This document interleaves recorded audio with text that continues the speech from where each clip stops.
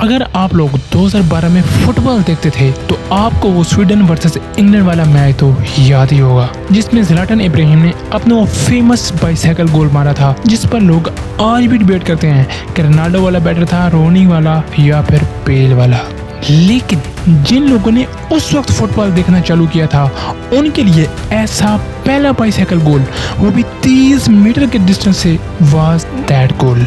वहीं अगर मैं आपसे पूछूं कि क्रिकेट में ऐसा कौन सा शॉट था जिसने सबकी आंखें खोल कर रख दी, तो आप लोग घूम फिर कर वही सचिन वर्सेस शोएब, कोहली वर्सेस हारिस और एबी वर्सेस रसल वाली शॉट्स ही बताएंगे। लेकिन नहीं बॉस, मैं ना तो अनऑर्थोडॉक्स और ना ही क्लासिकल शॉट्स की बात कर रहा हूँ। मुझे जानना है समथिंग बिटवीन देम, मतलब कि ऐसे शॉट्स जो नॉर्मल होकर भी अब नॉर्मल लगें और आपको जैसी पिंकमैन की तरह या पिच कहने पर मजबूर कर दें। और इस कैटेगरी में आती है काइल मेयर्स का वो ऑफ साइड पर बैकवर्ड पंच, एबी डिविलियर्स का मिड विकेट पर वो स्वीट शॉट, कोहली का वोक्स के खिलाफ वो शॉर्ट आर्म जैब और इंजमाम का एलन डॉनन के खिलाफ ये शॉट।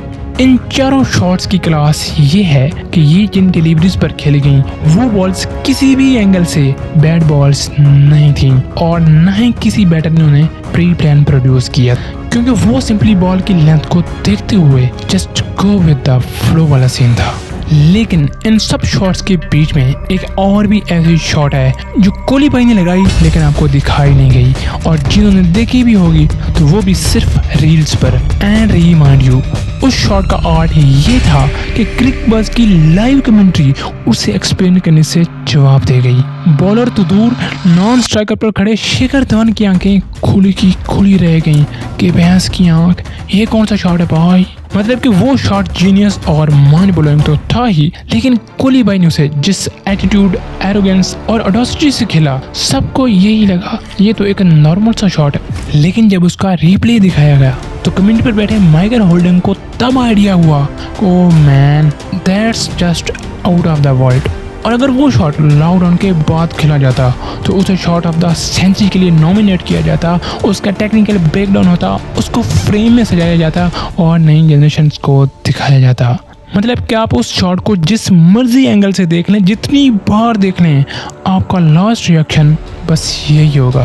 तो आइए जानते हैं कोहली को जीनियस शॉट के पीछे छुपी उस सारी साइंस की कहानी आज की इस वीडियो में। इससे पहले कि हम उस शॉट की तरफ बढ़ें, ये बात ज़हन में रखिएगा कि कोहली उस वक्त अपने पीक और प्राइम में थे। वो जिस बॉल को जहां खेलना चाहते वो खेलते थे। आप लोग कहेंगे भाई इतनी भी लंबी लंबी ना छोड़ो, चलो मान भी लिया कि कोहली ने आगे पीछे होकर एक दो शॉट्स ऐसी खेल ली होंगी, इनके अलावा कोई है तो दिखाओ। नहीं है ना, चुप क्यों गए, अब बोलना। Okay, challenge accepted. पहले तो आप कोहली की इस फ्लिक को देखें कि बॉल की लाइन और लेंथ कहाँ थी और कोहली ने उसे खेल कहाँ दिया। आपकी लॉजिक होगी, अबे ऐसे शॉट्स तो रोहित हर दूसरे दिन खेलता था, कुछ अलग दिखाओ, कुछ ऐसा जो पहले कभी किसी ने न किया हो। Okay, look at Kohli this shot, जिस पर द ग्रेट वेव रिचर्ड्स खुद ये कहे, काश ये शॉट मैंने खेला होता। तो चलिए अब इस बहस को छोड़कर उस शॉट पर बात करते हैं।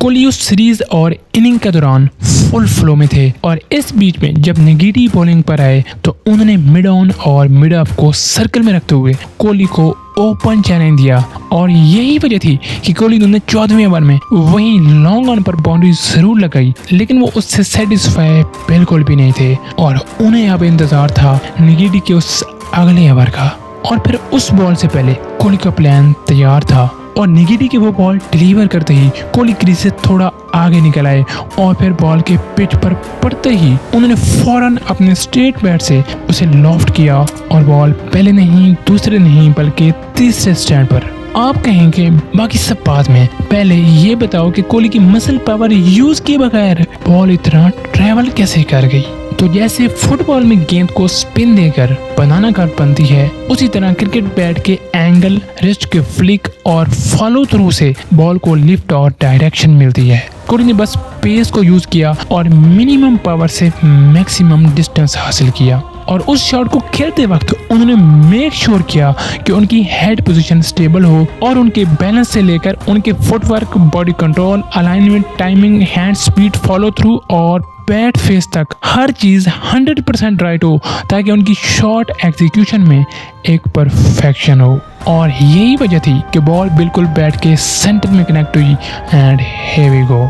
लेकिन वहीं अगर कोहली का बैट थोड़ा सा बंद होता, एल्बो नीचे को होती, हेड पोजीशन में मिसलैप होता या बैलेंस इम्बैलेंस होता, तो वो शॉट खेलना इम्पॉसिबल होता।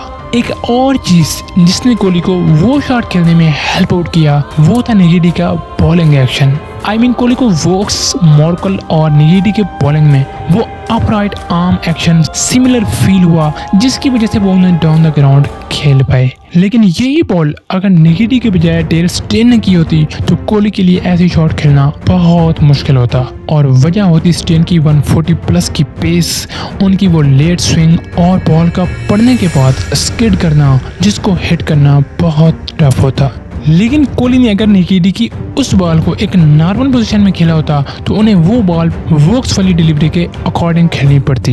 लेकिन कोहली की प्री प्लानिंग और इम्प्रोवाइजेशन से उन्हें वो बॉल जहां आनी थी और जहां आई वो उस डिफरेंस को चेंज करने में सफल हो गए। तो आपका सवाल होगा कि इस तरह तो कोई भी प्लेयर डाउन द ग्राउंड जाकर ऐसी शॉट्स खेल सकता है, तो इसमें ऐसी कौन सी बड़ी बात है? तो नो डाउट बिल्कुल ऐसे नहीं, बट इससे मिलती जुलती शॉट्स कुछ प्लेयर्स ने जरूर खेली हैं, बट वो बॉल को एलिवेशन देने और बॉल को बैट के सेंटर में कनेक्ट नहीं कर पाए। और वजह होती है उनका बैलेंस स्टेबल नहीं होता, बैट फेस अंदर को चला जाता है और हेड पोजीशन और कंट्रोल लूज हो जाता है। तो यही वजह थी कि उस बॉल को उस डायरेक्शन में इतने डिस्टेंस के लिए, वो भी उस लो पेस के साथ और वो भी मसल पावर के बजाय टाइमिंग के साथ, सिर्फ और सिर्फ कोहली जैसा प्लेयर ही खेल सकता था।